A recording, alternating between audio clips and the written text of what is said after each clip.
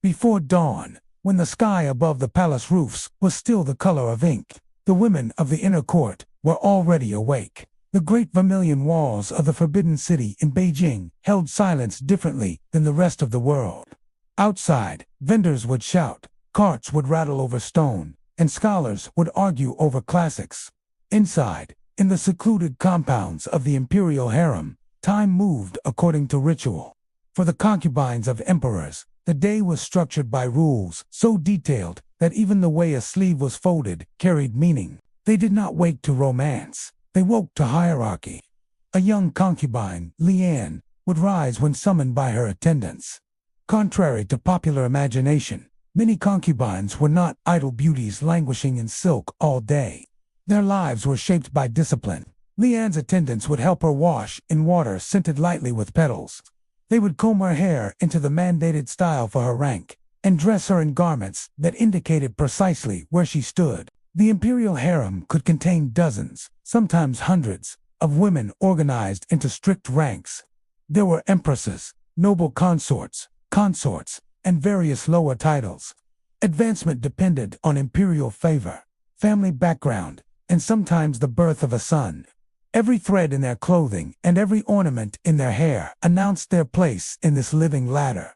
Morning began with formal greetings. In many dynasties, concubines would gather to pay respects to the empress. During the Qing period, this ritual could be elaborate. The women would kneel, bow, and speak prescribed words. The empress observed, corrected, rewarded, and sometimes punished. These gatherings were not trivial. They were the political heart of the inner palace. In the absence of open power, influence flowed through subtlety. A glance could signal alliance. A slightly delayed bow could suggest resentment. Women who misjudged their place risked reprimand or worse confinement, demotion, or permanent loss of imperial attention. After morning rituals, the day divided according to rank and season. Education was central.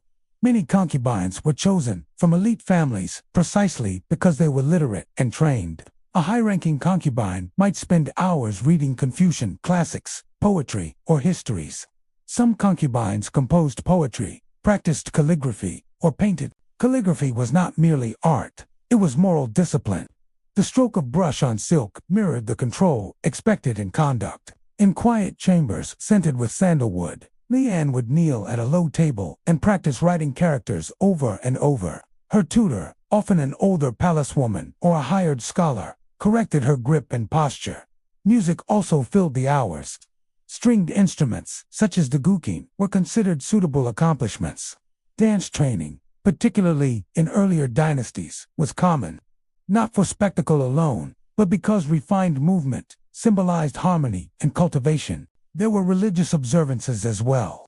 Many concubines participated in Buddhist or Taoist devotions.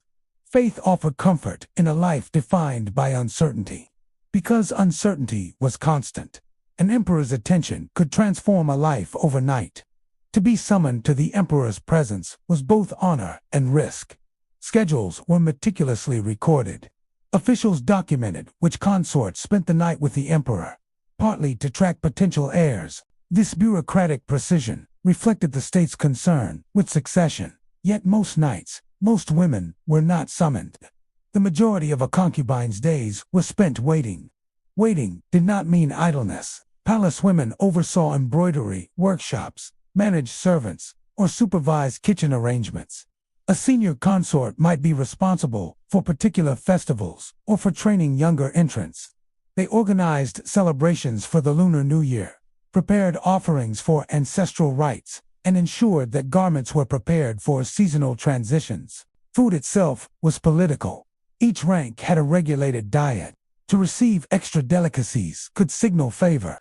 To have rations reduced signaled displeasure. Afternoons often brought lessons in etiquette and ritual. Younger girls had to learn how to walk without rustling silk too loudly, how to kneel for extended periods without shifting, and how to address superiors with precise titles. Some concubines never saw the emperor at all. It is important to understand that the imperial harem was not simply a romantic institution. It was a political mechanism. Marriages and selections often tied powerful families to the throne. A concubine's family might gain prestige and opportunity if she rose in favor. Thus, women carried the weight of entire clans. In earlier eras, the harem could influence state affairs more directly. Mothers of heirs wielded immense power. The mother of a future emperor could become empress dowager and effectively rule. This possibility infused daily life with tension. Within the palace, alliances formed quietly. Two concubines might share poetry and confidences. Another might subtly spread rumors. Rivalries could last decades. Some women chose caution and invisibility. Others took calculated risks. There were also long stretches of monotony. Winter days were particularly still. The women might gather around braziers, sewing padded robes, telling stories of their childhood homes. Many had left their families at a young age and would never return. Letters were restricted. Visits were rare. Health routines occupied part of the day. Palace physicians monitored diet, especially for those who might conceive. Herbal tonics were prescribed. Pregnancy was both coveted and perilous. A woman who bore a son secured her status. Failure to do so could mean stagnation. Some concubines turned to artistic patronage. They commissioned embroidery depicting cranes and peonies, symbolic of longevity and prosperity. They collected rare books or curated small gardens within permitted spaces. Evenings brought another round of formalities. Lamps were lit in red silk lanterns. If not summoned, a concubine might dine quietly with her attendants.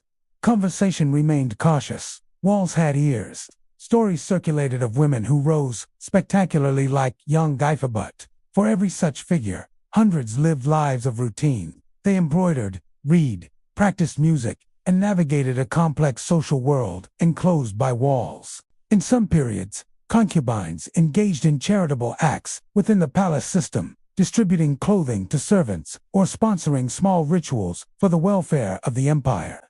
When festivals arrived, the monotony broke. The Madatam festival filled courtyards with moonlight and poetry. Lantern festivals glowed. On such nights, the emperor might appear in grand procession, and the women lined up according to rank. The spectacle masked the strict order beneath. As years passed, a concubine's life could change dramatically. If she bore a son who survived infancy, her quarters improved. Servants increased. If that son ascended the throne, she might become one of the most powerful figures in the empire. But many grew old, quietly. Older concubines often became mentors, teaching younger entrants the codes of survival. They knew when to speak and when to remain silent. They had witnessed promotions and punishments, births and funerals. Some were allowed to retire to separate palace sections. A few, in rare cases, entered religious life as Buddhist nuns after an emperor's death. Others remained within the palace until their final days, sustained by stipends and memories. What did they do all day? They maintained the invisible architecture of imperial continuity. They embodied alliances between clans. They produced heirs. They upheld ritual. They cultivated arts. They competed, consoled, strategized, endured. Their world was not one of constant romance but of structure. The inner palace was a city within a city, governed by written codes and unwritten expectations. Within those red walls of Forbidden City, generations of women shaped history quietly. At dusk, when the sky darkened again and the palace settled into stillness, Liane would sit by her window. Somewhere beyond the walls lay markets, rivers, mountains she might never see again. Yet within her confined sphere, each gesture mattered. Tomorrow, before dawn, she would rise again to the sound of measured footsteps in the corridor. The day would unfold in silken silence, in study and ceremony, in waiting and watchfulness. And so it went, not for a single woman, but for centuries of concubines whose daily lives, structured, disciplined, politically charged, formed one of the least understood rhythms of ancient China.